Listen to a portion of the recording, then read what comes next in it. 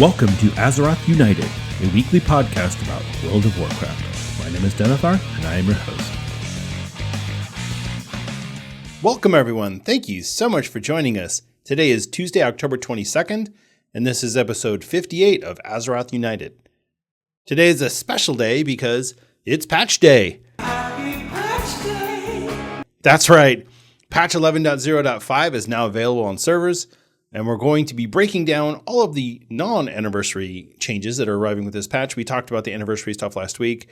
We might hit some of it just to cover all the bases. But for the most part, we're going to be going over the class changes and talking about some of the opinions that have been flying around about that and a couple of other things. So, and then we've got a little bit of WoW news that we're going to cover too. So lots to talk about. So pull up a chair, sit back, relax, and enjoy. And as always, if you have any questions or comments about the podcast, or if you have a particular topic that you'd like to hear discussed, please email us at azerothunitedpod@gmail.com. Also, if you are really enjoying the podcast and you'd like to help us out a little bit, you could give us a 5-star rating and review on Apple Podcasts or Spotify. That really helps out the distribution. That's the name of the podcast game, is distribution. So yeah, if you could help us out there, that would be very awesome. If you write a review, I will read it on the air. And so if you're interested in that sort of thing, if you're watching this on YouTube, it would be great if you could give us a like and a subscribe. So yeah, go ahead and click that now. I don't know how to do the magical YouTube thing. If you're really digging the show and you'd like to help us out, then we do have a Patreon set up. So you could, as they say, buy me the proverbial beer or the proverbial cup of coffee. That would be awesome too. Really, really appreciate all of the people who've been watching the show and all the feedback that I've been getting, and just really enjoying the podcast game. So and kind of getting into the whole YouTube thing. You know, I was really nervous about getting into YouTube, but you know, I'm doing okay. I mean, I'm not like breaking any records or anything. I'm barely getting 100 views on a video, but that's okay because I'm having fun, and that's the point here. This is for fun. So, all right. Before I get into all of the WoW news, I'm going to do a quick rundown of what I got up to last week in World of Warcraft. Last week was a pretty fun week.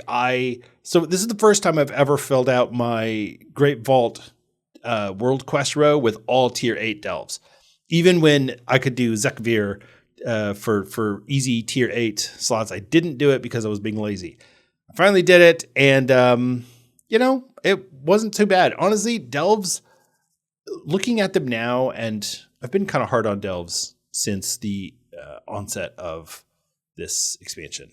I feel like delves they've kind of found their place as what would I say? I'm trying to figure out how to describe it. It's like I'm going to grab a snack. I'm going to grab a bowl of peanuts or a bowl of chips and maybe a beer or a Coca-Cola and sit and do some delves. It's very casual. There are challenges that you have to overcome, but none of them are so insurmountable that you're like, oh my gosh, I can't do this. Now, if you're pushing higher 8, 9, 10, 11 delves, sure, it's harder. I haven't done any because honestly, I don't see the point. I feel like the tier 8 delves are the perfect difficulty for, all right, this is a challenge, but it's pretty easy. And I can knock this out really quick, especially if it's something like, Myomancer Caverns or Fungal Folly. Those are so easy. I don't like the underwater ones. And it's not about the breathing underwater thing that's annoying. It's the fact that some of the mobs can move in 3 dimensions, like the sharks and stuff like that. That's annoying.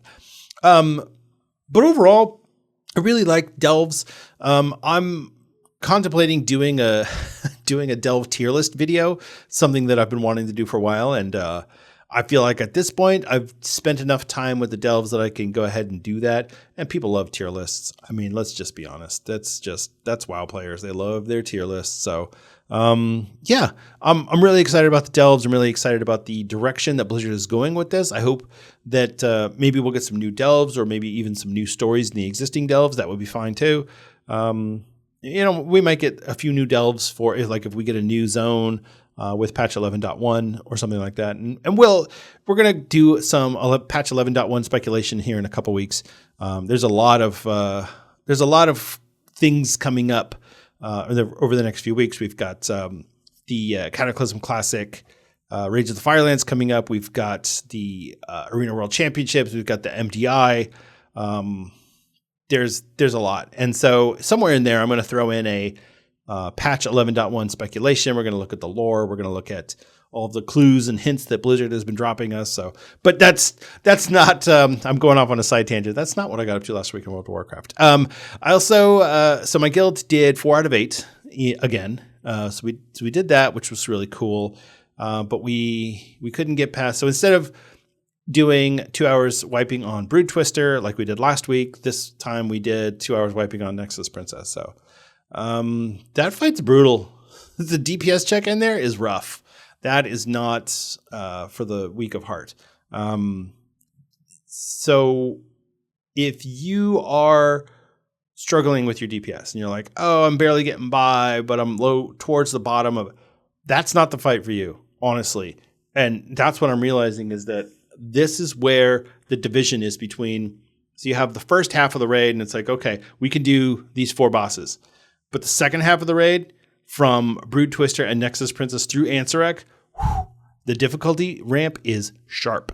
So we're still going to try and get AOTC. That's the goal.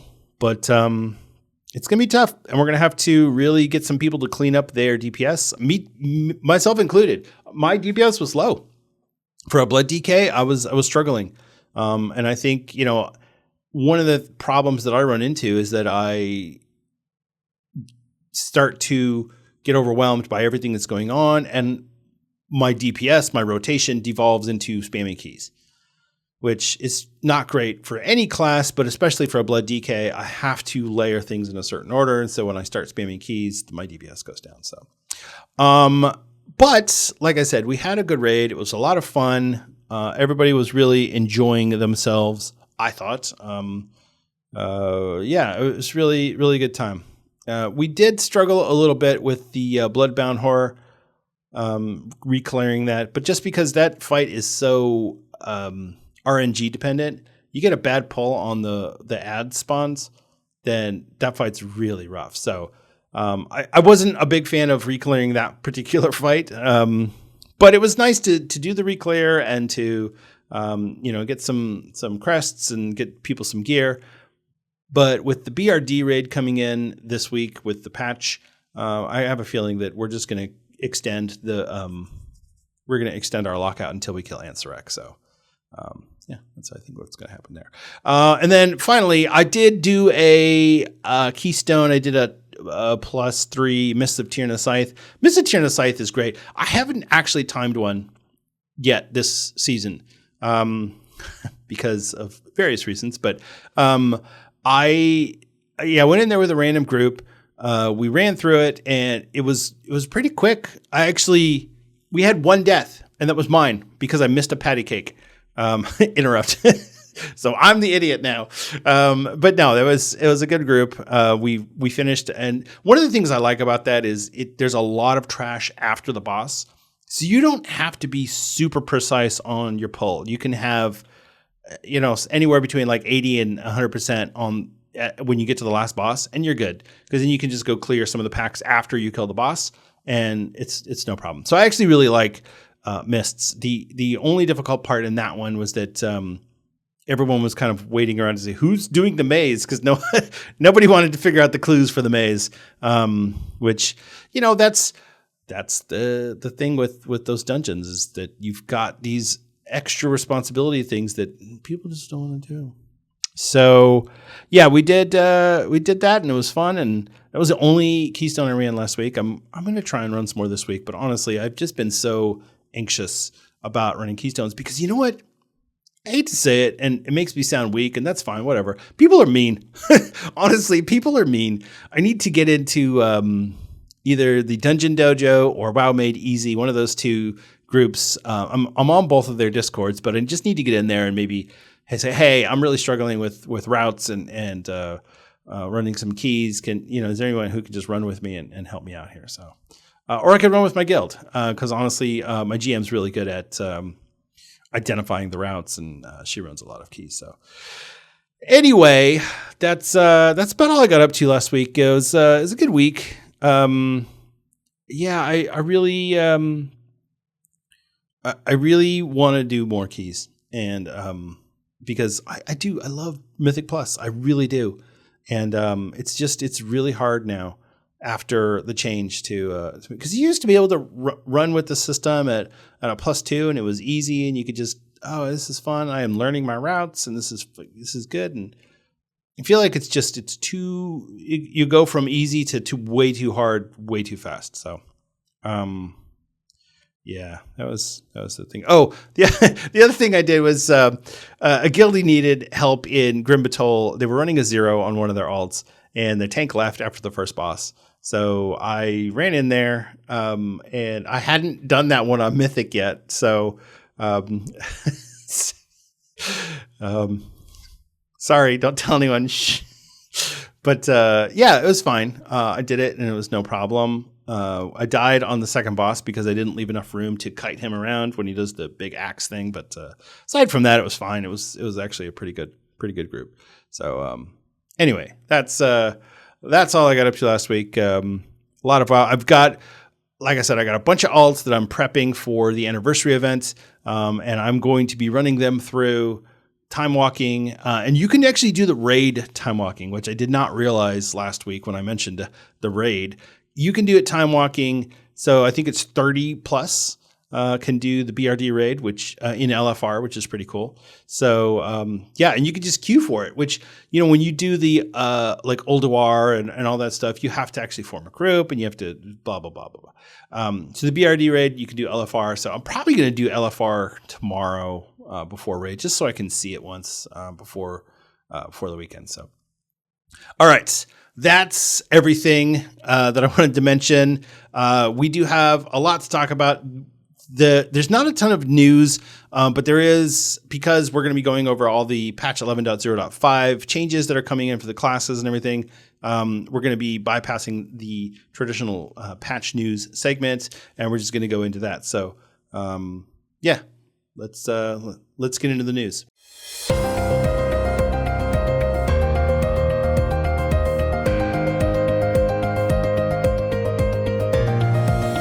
It's time for the news. In Blizzard news, so we've got a little bit of classic news, and then we've got a couple of pieces of modern WoW news. But it's kind of a quiet news week, as I mentioned previously. So in classic, so the only news item that I wanted to mention, because we do have the Rage of the Firelands patch coming in for Cataclysm Classic next week, and then the Firelands raid will be following the week after that. So Blizzard did mention that because of the length of time to acquire the legendary weapon, Blizzard did clear up that it was going to be hold on, I'm trying to phrase this correctly. It's going to take longer. They're going to give people more time to do the raid. So basically what it boils down to is we're not getting Dragon Soul in January. We're getting Dragon Soul sometime after January, and they're not saying when. The development for Cataclysm Classic obviously has taken a little bit longer than Blizzard had intended, and we'll be going over all of the Cataclysm Classic Rage of the Firelands changes coming in next week.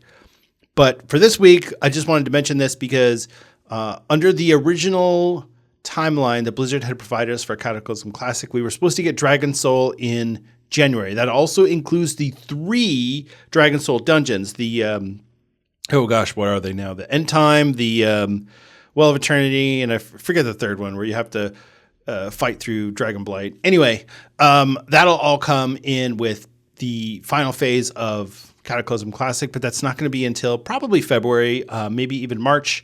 But it does beg some questions about the future of Classic and what that means for things like Mists of Pandaria. And are we going to get Mists of Pandaria? Are they pushing it out because they're holding back some sort of a surprise they're going to reveal? What does it look like? What are we going to be doing in 6 months in Classic? So yeah, that's all coming next week. We're going to go over all of that in detail. But for this week, I just did want to point that out, that they did tweet out about that. And,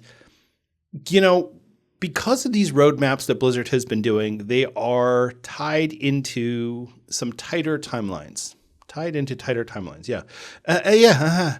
But with this one, I'm glad that they just came right out and said, look, it's going to take longer than we thought. So you can't be mad because we told you. So anyway, that's Cataclysm Classic news. Like I said before, I'm not really playing Cataclysm Classic. I keep trying. I do. I keep logging on to my Death Knight, and it's like, I don't want to play this anymore. And I've been looking at the numbers for Cataclysm, and they have been going down pretty steadily. Not quite to the end of Wrath of the Lich King numbers, but they're getting pretty low. And I'm still wondering if we're going to see a lot of people come back to traditional Classic when Season of Discovery ends, or because I know a lot of people who are playing Season of Discovery are like, well, I might as well just play retail because that's like the refined version of this. So I don't know. I don't know what's going to happen with Classic. I really don't. I think Blizzard is kind of in that same position where they're like, well, we don't know what we're doing. So, yeah, but we'll talk about all that next week. And it'll be a Classic WoW episode. So if you don't like Classic WoW, if you hate Classic WoW content, unfortunately, I do really like Classic, and I do like covering Classic, but yeah, I don't know. It's one of those things that it's divisive. Some people are just really particular about, no, I only like this flavor of WoW, and I don't want to hear about the other one at all. So I like to hear about all of it, but that's just me. All right, let's move on to Modern WoW before we have too many people drop off. All right, so there's 3 things that I wanted to mention here really quickly, and then we'll get into the patch 11.0.5 discussion. So first off is the 12-month subscription mount. We've got the Star Touched Furline. It's the skywriting mount for Modern WoW. This is the new one. It looks like a black cat with a hood. It's really cool. I'll put a link to the 12-month subscription page in the show notes. I know a lot of people can't afford the 12-month subscription. That's a lot of money up front. Yeah, it's like what, 150 or 160 bucks, something like that. It's a lot. It's a lot of money. And if you can't afford it, you can't afford it. And that stinks. I don't have a 12-month subscription, but I do have a 6-month, and it's technically the same price, but I just can't fathom that much money coming out of my checking account for a game at once. That's a lot. So, yeah, that's what it is. Anyway, there's also the gigantic Gurlock ground mount, which is already in the 12-month subscription pack, but I just wanted to point that out. That's the other Modern WoW mount that is exclusive to this particular promotion. And then you have the Lava Drake flying mount for Cataclysm Classic. And I do think it's nice that they give a mount for Cataclysm Classic. I really like that. Let's not make them feel left out. I mean, they're basically playing retail light. So, let's give them a little something here and there. Right. So, yeah, 12-month subscription. The next item up is the Twitch drop. So there's a Twitch drop for the Sand Scarab pet. This is available from October 22nd to November 5th. Yeah, if you like pets, this is cool. If you don't like pets, or if you don't care about pets, then whatever. But you know the drill. You got to watch 4 hours of Twitch, World of Warcraft content on Twitch TV. I keep saying I'm going to stream on Twitch, and then I never do. So, but I'll say it again. I'm going to try and stream some Twitch this time around. So I'll put out a notification, and if you want to follow me on Twitch, you can. But probably I won't, just because. The problem with Twitch streaming is that it requires a lot of constant engagement, or people won't tune in. And I really struggle with that because when I play WoW, I'm usually like, I'll come and I'm going to run a delve, and then I'm going to go take the dogs outside, and then I'm going to run a keystone, and then I've got to, whatever. There's a lot going on. So anyway, Twitch drop Sand Scarab pet from now until November 5th, 4 hours. If you don't know how to do this, if you're kind of like, what are you talking about with this Twitch drop? What is that? I'll put a link in the show notes on how to link your Battle.net account to Twitch. But basically, you create a Twitch account, You link your Battle.net account to your Twitch account, and then when you watch World of Warcraft content that has drops enabled, it will count towards this. And after you've completed 4 hours, you can collect your pet. So it's really nice when they have a mount on here, because a lot of people don't really care about the pets, but not everything can be a mount. So yeah, there you go. All right. The final item here that I want to mention is the Hallows End Blizzard Store sale. So we have items available on the Blizzard Store that are 50% off. So if you want to spend some of your hard-earned real-life money on transmogs and toys, this is the month for you. It's going until October 31st, so you only have like a week and a half to do this. But we've got the Green Snugglefin Murloc Romper, the Dreadlord Regalia Pack, the Waveborn Diplomat's Regalia, the Fireplume Regalia, the Sprite Darter's Wings, and the Celestial Observer's Ensemble. These are all $10 on sale. They're normally $20. So if you are interested in picking up some of these transmogs, you can go to the Blizzard store and you can purchase them for your World of Warcraft account. There are a couple of other things on there. There's the Diadem of the Spellkeeper, which is $4 instead of $8. The Wings of Awakening, which is $7.50. That's a lot for those wings. Anyway, well, it's back pieces. So, and then finally the Baby Murloc Satch Shells, which is a backpack piece that hides your weapon. So that's always really cool. So do the wings, but honestly, the wings look kind of dorky. So I don't know. But you know what? I have them and I do use them sometimes. So who am I to talk? And then for toys, we have the Magical Merc Morpher and the Transmorpher Beacon, which are both $5. And the Eternal Traveler's Hearthstone Effect and the Time Walker's Hearthstone Effect, which are both $2.50. So if you're interested in any of these items, this is a great week to buy them. You know, I have made my stance on store items. I feel like they're great. I feel like people who want them are going to buy them. People who don't want them don't need to buy them. And if you can't afford them, you know what? That's unfortunate. But this is a video game. We're playing this game for fun. You're not losing out on any power in the game. This is all cosmetics. This is all transmog and toys and pets and whatnot. So at the end of the day, it's not really a big deal. But I get it. You don't want to feel left out. You don't want to feel excluded because, oh my gosh, I can't afford this. And Blizzard is playing to the rich people. And yeah, I get it. There's a lot of things in the world that play to rich people. And it does kind of stink. It feels bad. But, you know, in this case, I'm less inclined to be upset about this because it is a video game and it is for fun. I'm not too worried about it. So, you know what? Hit me up in the comments if you disagree. If you think that I'm being insensitive to people who are maybe can't afford these things, or people who just on principle don't want to spend extra money on the game. I get it, but talk to me about it. You know, convince me that my stance is wrong. Let me know what you think. So, all right. Anyway, that's gonna do it for the news. Like I said, not a lot of direct news because pretty much everything is focused on patch 11.0.5. And then we've got the Cataclysm Classic stuff coming next week. So a lot of stuff going on, just not a lot of air quote news items. So, all right, let's get into the main topic of the week.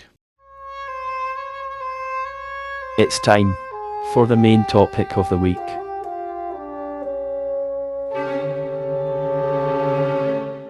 So, as I mentioned previously, it's patch day, which is always a big deal in World of Warcraft. If you've played World of Warcraft for as long as I have, which is a long time, you know that patch day used to be filled with dread and terror because not just because of the long maintenance, which we did have to deal with today. The servers came up at 2 p.m. Pacific time, but because you knew that for the next week or so, your game was going to be broken.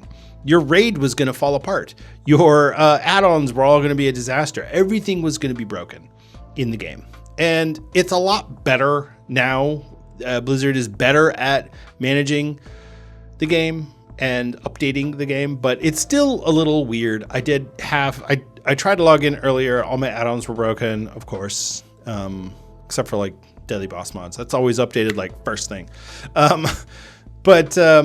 Yeah, so it's like, all right, I've got to go in and update all this add-ons, and some of them aren't updated yet, and whatever, that's fine. You know, patch day, it is a special day because that's the day when everyone logs on at the same time because we're all sitting there waiting for the servers to come up. And so it's like, aha, everyone log in, which is kind of cool. I mean, I wasn't actually available when the servers came up, but my point is still that a lot of people are able to log in at the same time, and it makes kind of a cool experience for everyone who's online. Anytime that an MMO can create an everyone online at the same time type experience, I think it's really good. I think it's good for the game. I think it's good for the player base. It just feels good. It just feels good and feels fun. And I think a lot of people really miss that type of experience from back in the old days, vanilla and such. Anyway, so let's talk about patch 11.0.5 because there's a few things in there that are non-anniversary related that I wanted to talk about. And there's a boatload of class specific changes that are going in. And I wanted to talk about not just the class changes, but kind of Blizzard's design philosophy for the classes and specializations and the hero talents and how they are going to affect the hot fixes and the tweaks that Blizzard is going to have to do for these classes. So, all right, first off, let's talk about Drakthir. I did mention this last week, but I wanted to point it out again. Drakthir can now be a warrior, rogue, hunter, mage, priest, warlock. I think that's everything. Yeah. Which is really cool. You still have some of the Drakthir abilities. Some of those racials are being turned into evoker-only abilities. Some of the Drakthir things that you can do, you're going to be able to do, but more slowly, like your glide and stuff like that. It's going to be a little bit slower. So you won't have quite the same movement, but you still will have that movement capability that, like, on a rogue where you can glide your way down, which is really cool. Actually, I wonder if you could do that while stealth. That would be really cool. Anyway, so there's that. I think that a lot of people really like the Drakthir, but I think that the implementation of the Drakthir with the Evoker class really put a lot of people off because not everyone wants to play an Evoker. Some people really dig it, but I've been kind of down on the Evoker because I played Prez Evoker in Season 2 of Dragonflight, and it wasn't fun, honestly. I tried Devastation and Aug. Aug is not fun at all because you really have to have tight coordination with your team. I feel like Aug should be listed as like an advanced spec. Like, don't pick this unless you're with a regular group of people that you run Keystones with. So yeah, I mean, it's fine. But the Drakthir as a race, I think it's interesting. I'm curious to see what people do with like a Drakthir warrior. Because, they're not Draconids. They're not huge. You can make them bigger, but they're still not huge. They're not massive, and they still move kind of derpy. So, we'll see how many non-evoker Drakthirs are out there. I'm honestly curious to see in 6 months or so what those numbers look like. So, all right. The other items. So there's a couple of warband specific things that are coming in with this patch that I think are really cool. So you can now farm transmogs for class specific items. So, and what I mean by that is if you have a character that gets a class specific item, let's say you are trying to get the original tier 2 sets from Blackwing Lair, not the high res ones that they've just released with the anniversary patch, but the OG ones from back in 2005. Those are class specific items. So if you're on a mage, for example, and you get a piece of warrior gear, you can't learn it. Even with all the warband changes, you cannot learn it until today. Now you can learn any of those items if it says, priest, classes warrior, whatever. You can just learn it. Blizzard has made that available to us, which I'm a little confused as to why that wasn't in the original launch of The War Within, but you know what? It's here now. So who am I to complain about things that are no longer an issue? That just makes me look like a complainer. And who would do that? Anyway, so you can farm transmog for any class using any class. It's great. So if you pick your one character who's like, this is my transmog character, this is the character I'm going to use to get all the transmogs because they've got the best speed boost or they've got the best AoE or whatever, go run all those old raids. I think a mage would be a great one. I also think a hunter's really good. Maybe a paladin. I don't know. I would go with mage. If you got a mage, mages are really good. You can arcane explosion and basically one-shot everything through like Legion, I think. The only thing you're going to have trouble with is like the Shadowlands raids that are still a little tough to solo, but you can get into groups for those. So anyway, that's coming in, or that is in the game now because the game is now live. Next on is being able to craft using bank reagents. Again, why wasn't this in the game to begin with? So if you don't understand what that means, it means you can put in crafting orders from stuff that's in your bank rather than having to have it in your bags. It's a small thing, but sometimes having to run back and forth to the bank is annoying. And having to carry all of the stuff in your bags is annoying. So let's just make the game less annoying, which is what they're doing here. So this is just a small quality of life change. But honestly, I feel like this is an easy win for Blizzard. This is an easy win. This is something that should have been in the game to begin with back in August, but it's here now again. So there we go. I mean, the crafting system is already a disaster. So finally, we have all quest reward experiences from every quest will now unlock. So if you've done a quest previously and maybe it had appearances for cloth or like a staff and you were on your paladin when you did it, stuff like that, you'll get all those appearances too. So Blizzard is just making a lot of transmog available to us, which I think is great because honestly, that's why a lot of people play this game. It's fun to play the game and you do the M+ and you do your raid and whatever. But really, people are playing transmog. It's basically just The Sims or Dress Up Barbie. And I'm here for it. I really am. I think it's fun. I think transmog to me is one of those things that makes the game go from, oh, this is pretty fun. This is a pretty fun game to this game is best. This game is awesome. I love this game. I will literally sit in I almost said Valdragon. I will literally sit in Dornogal for an hour trying to perfect my transmog. And usually I end up running into an issue where I'm like, man, I need that one piece. That's the linchpin. And it comes from some random obscure drop that I'm never going to get or whatever. But yeah, there's, transmog is just so good. My only complaint with transmog is that it's so expensive. So if you do a lot of transmog, as I do, you know that it costs a lot of gold. You're going between 500 and 1,000 gold per transmog. That adds up. So, that's, they solved one problem and gave us another, which is, oh no, we have too much transmog, Blizzard. No, please don't listen to that. Ignore that message. Transmog appearances. So that's pretty cool.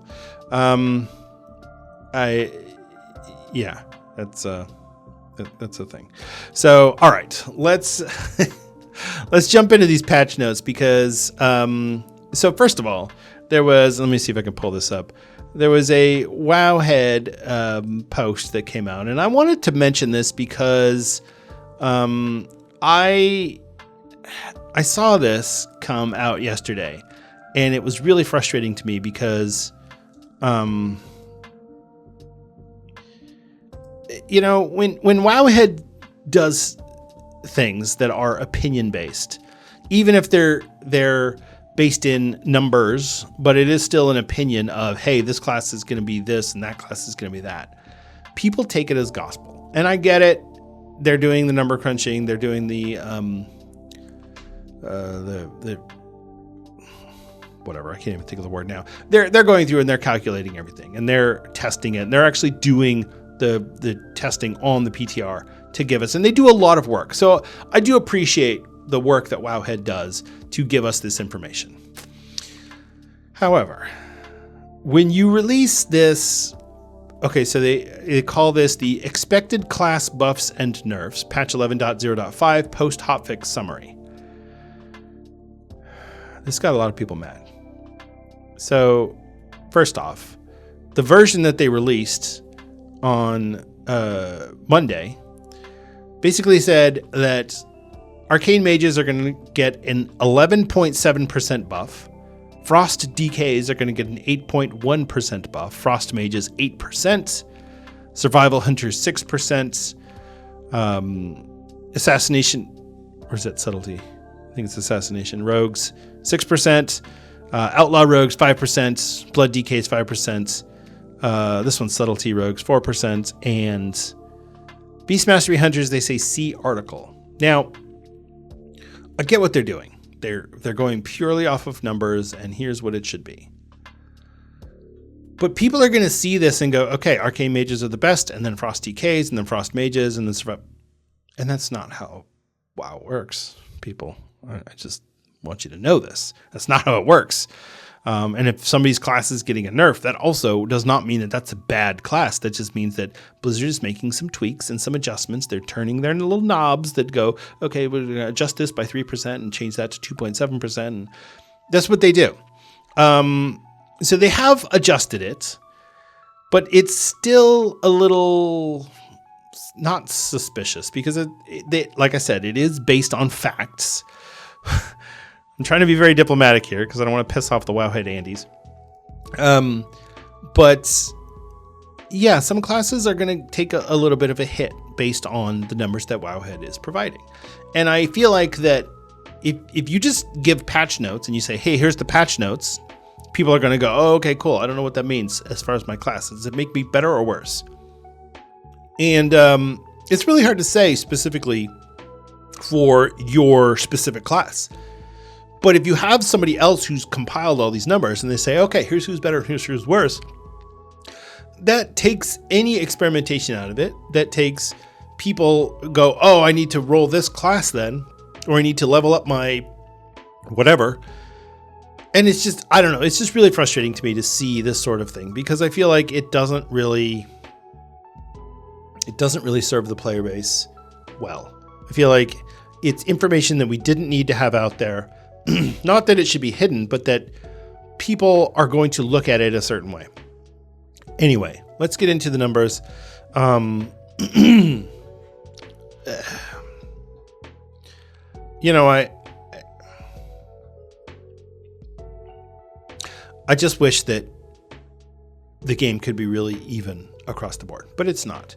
And even when it's not even across the board, you do have things like, if you remember in Dragonflight Season 2, when the Augmentation Evoker came in halfway through, and they quickly became a favorite for Mythic Plus. It was like, what? Feral Druid, Holy Paladin, Augmentation Evoker, Mage, and Shadow Priest, or something like that. Anyway, a lot of that is based on the skill of the player playing. So if you have an Augmentation Evoker and you're like, oh, well, this is the best class because they provide the most buffs, so I'm going to play an Augmentation Evoker. If you're not coordinating with your group, it doesn't matter.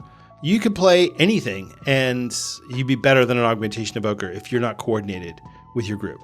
The Augmentation Evoker stinks if there's no coordination. If you're just randomly buffing people and they're not using their cooldowns in coordination with your buffs, it's worthless. That class is worthless. So it's really advanced. Like I said previously, they should put a label on it or something. So yeah, just because because Wowhead says, oh, well, this class is going to be 6% better, doesn't mean you're going to be 6% better. It means that that's the theoretical maximum that you could be better.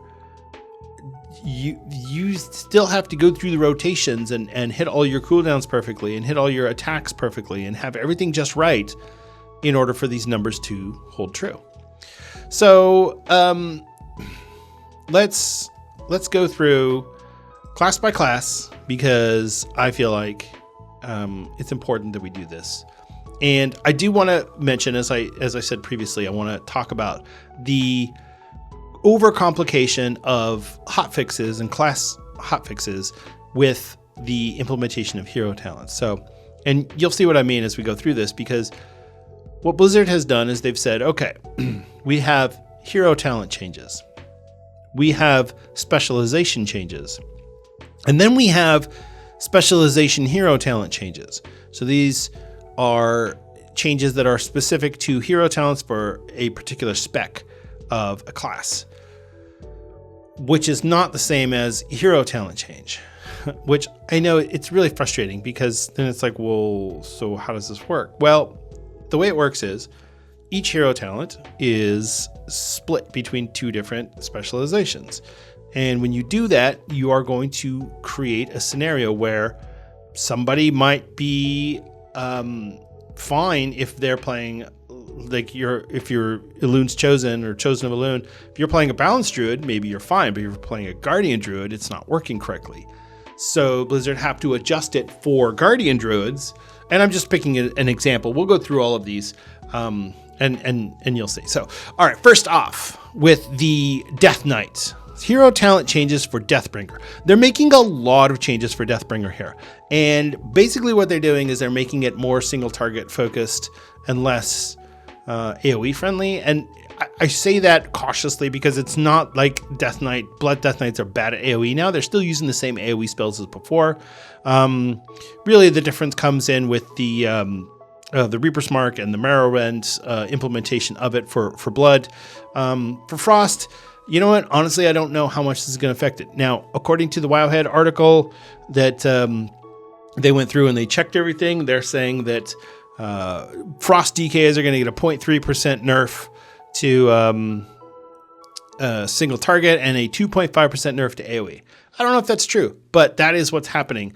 And that's primarily for Deathbringer, but it does also affect the Rider of the Apocalypse. So, all right. So, like I said, lots of changes to Deathbringer. I feel like most of the changes are blood focused, but I don't want to specifically say that it's only for blood DKs.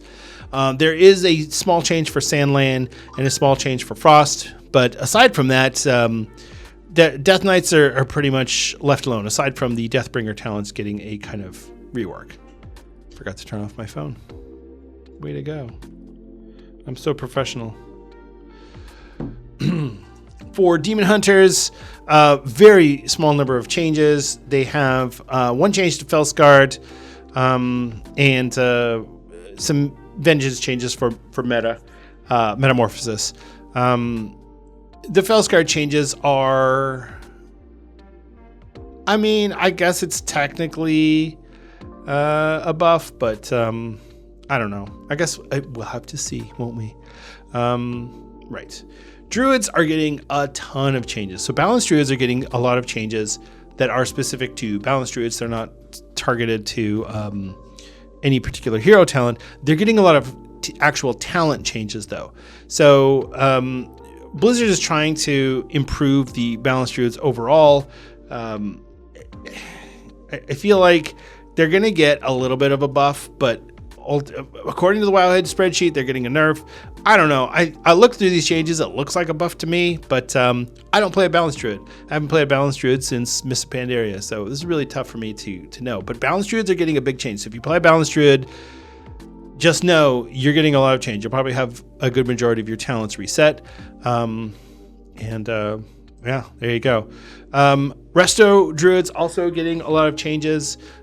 These look like they're getting buffs, but again, it's really hard to tell. And Wowhead is inconclusive on the Resto Druid because it's really hard to quantify how good a healing class is when you are comparing numbers. Like for damage, it's a lot easier to look at it and go, well, this class is getting more damage, so they're going to be better.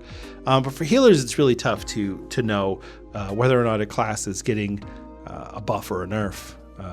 But in this case, I mean, Resto Druids are already so far down the totem pole. I can't imagine they're getting anything but a buff.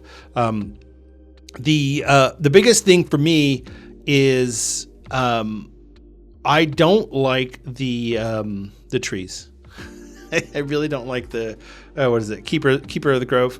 I really don't like that hero talent tree. It's not fun for me. I don't like having to put out my trees. But that's the one that Blizzard is really focusing on because the other tree is the Wildstalker tree, which is all for cat weaving, which I don't really love that. I like that better than the stupid trees, but again, that's I don't know. It's a thing that for whatever reason Blizzard has decided to adjust the Resto Druid pool and kind of put them in this weird situation. So it is what it is. All right, moving on. Evokers are getting some changes. These are mostly related to the Drakthir being able to be other classes. So Evokers are going to get buffs that are specific to Drakthirs that the other Drakthirs won't get. So if you're a if you are a non-evoker Drakthir, you won't get Tail Swipe and you won't get Permeating Chill because there's now a baseline for the evokers. So, all right, Hunter. This is a really big one. So first of all, they are completely working Dark Ranger. Dark Ranger is getting a lot of adjustment here. Does look like they're getting a buff, but again, I don't know without having my Hunter's level 70, so I'm not checking anything out on that. According to the all-powerful Wowhead spreadsheet, it does say that they're getting a buff, so I'm gonna assume that that's what's happening here. But again, we have to see where these numbers look, and we'll be able to compare season or the logs from last week with the logs from this week's raids and M+, and kind of go, okay, well, yeah, this class did get an adjustment in their damage. But it's like I said, it's really tough to be able to tell because we are balancing so many different components here. So if we go back to the Hunter one, so we're getting Dark Ranger changes, we're getting Beast Mastery changes, we're getting massive marksmanship changes, and we're getting some survival changes. So yeah, Hunters are basically being completely reworked this patch. Are they going to be viable? I don't know. I don't know if Hunters, Marksman Hunters are already pretty good. Survival Hunters are already decent. It's just Beast Mastery Hunters that are kind of in the toilet.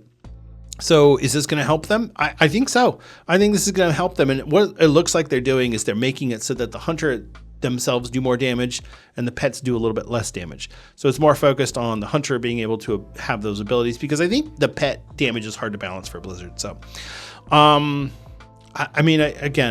this is one of those things that it's really hard to quantify, and because of the hero talents, it's making it really hard to balance. So, is that a bad thing?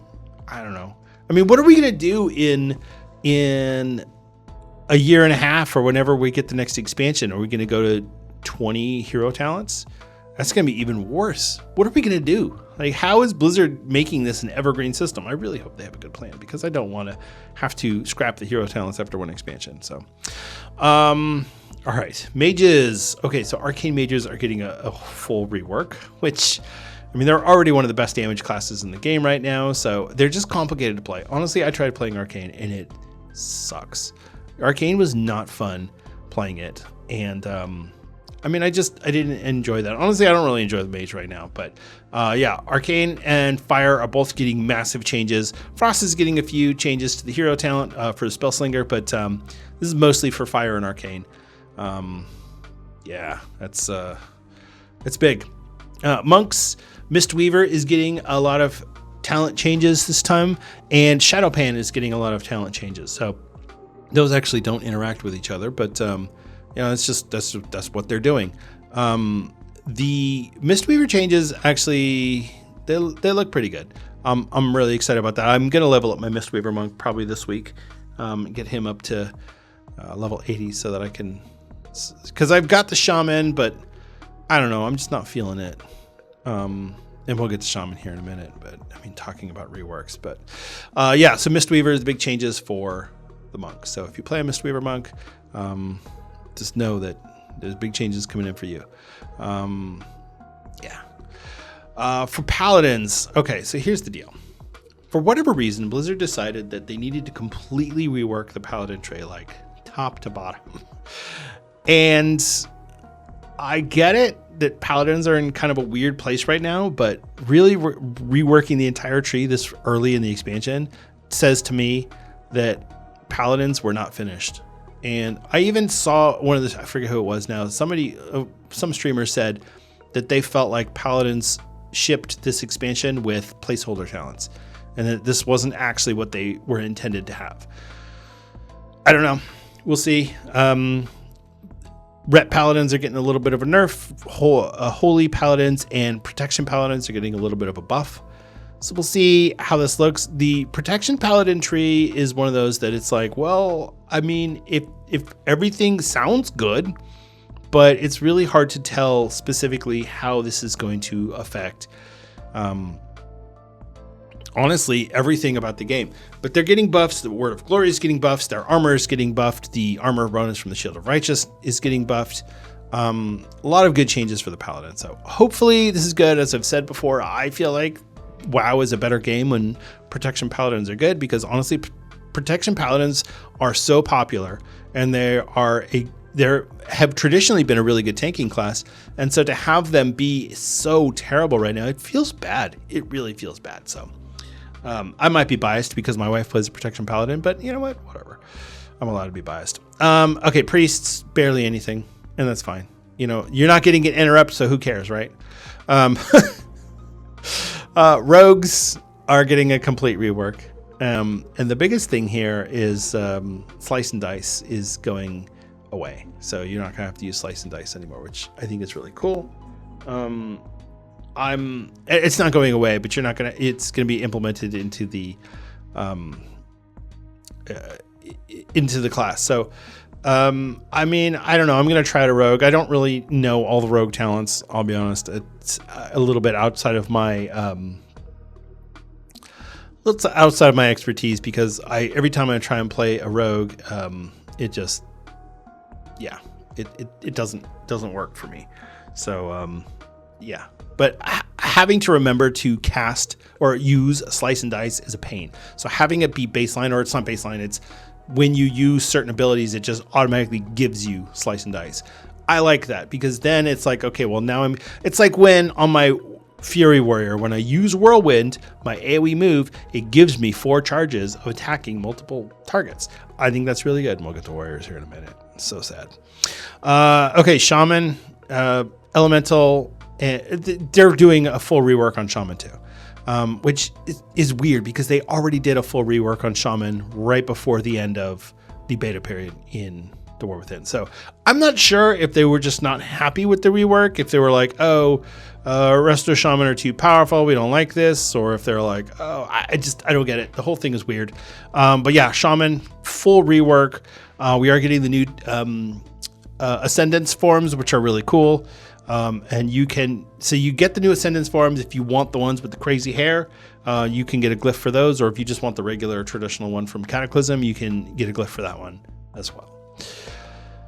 Warlocks, small changes, mostly to Destruction and Diabolists. And then Warriors are getting some small changes, basically to their AoE, nerfing the Warrior AoE just slightly, going from 8 to 5 targets as the number of targets you can do maximum damage on Odin's Fury.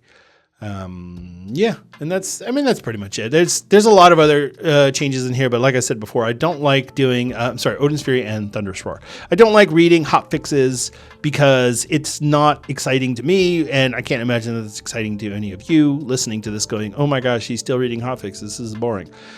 But just know that the classes I pointed out, they're all getting changes. Everybody's getting a little bit of a change. So I'll have these in the show notes. There's a lot though. So if you want to just go and find your class, you can find it on there. But here's the problem that I have with the way Blizzard is doing this. They've created this system where if I want to know what's changed for my class, I no longer can just go, okay, Fury Warrior, boom, that's what I'm got. You have to look for your hero talents. You've got to look for your class changes. You've got to look for your spec changes. It's a lot for people to keep track of. And I feel like this is one of my biggest complaints about retail WoW or modern WoW right now, is that there are so many things to keep track of. People are struggling with it. I've talked to numerous people who are like, yeah, I just started playing the game and I don't know what the hell's going on. This is hard. And if you don't have somebody there to explain it to you, it's really confusing.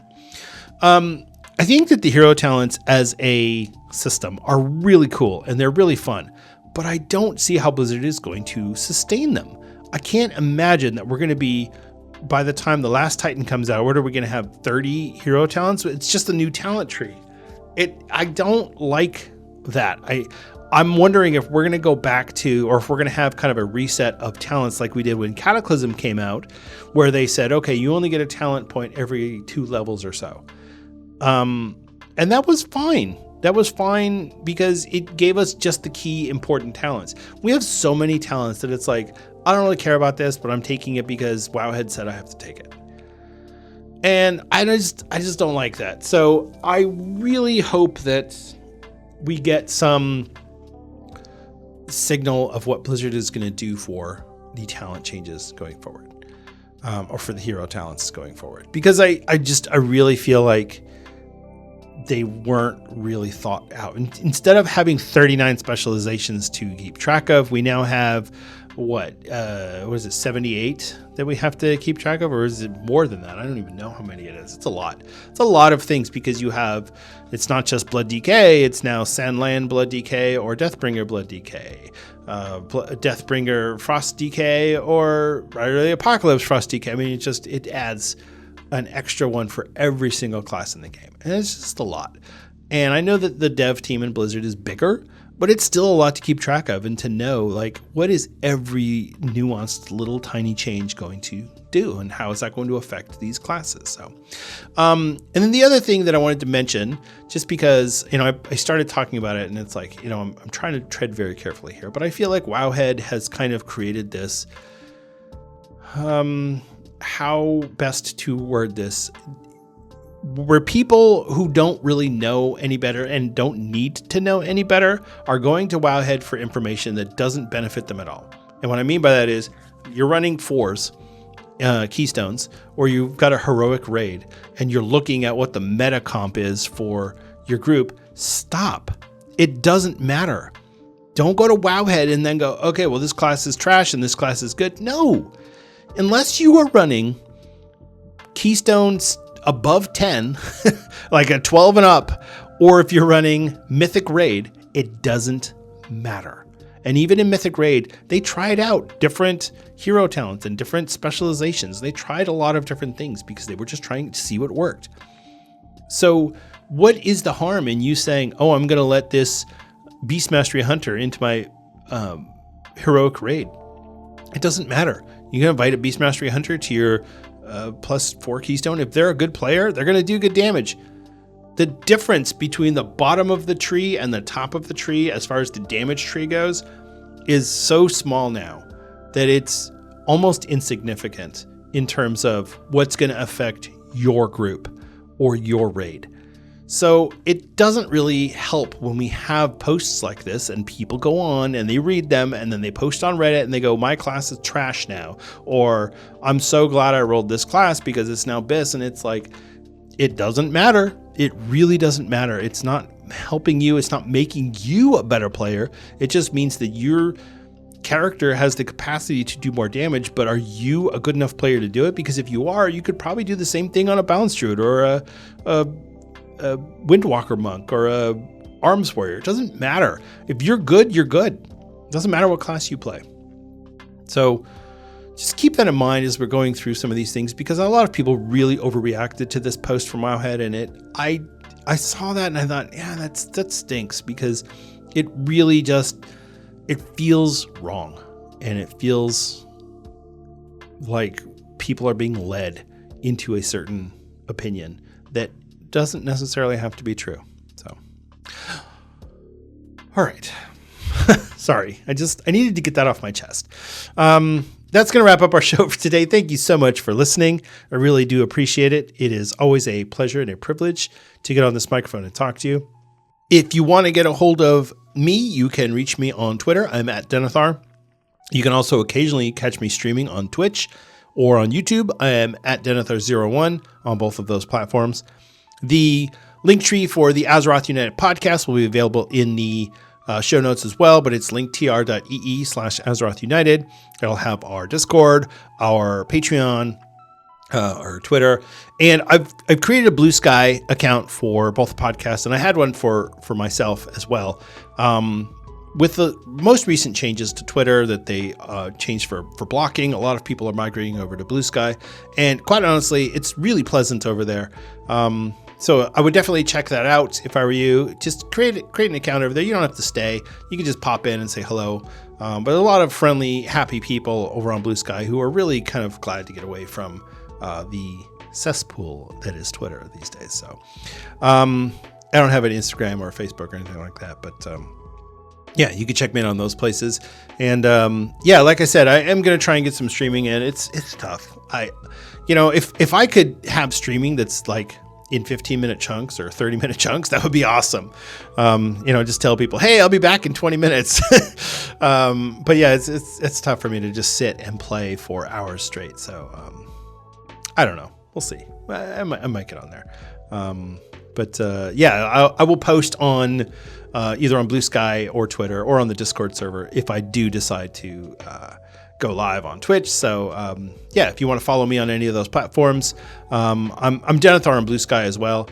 And then the show Blue Sky is Azeroth United. So all this will be in the show notes. I'm just talking about all of these different social media because, quite honestly, there's a lot of social media and I really wish that there was fewer.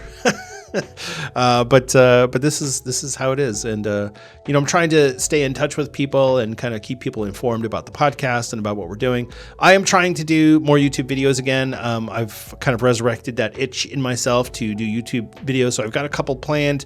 I'm going to start knocking those out in the next couple months here.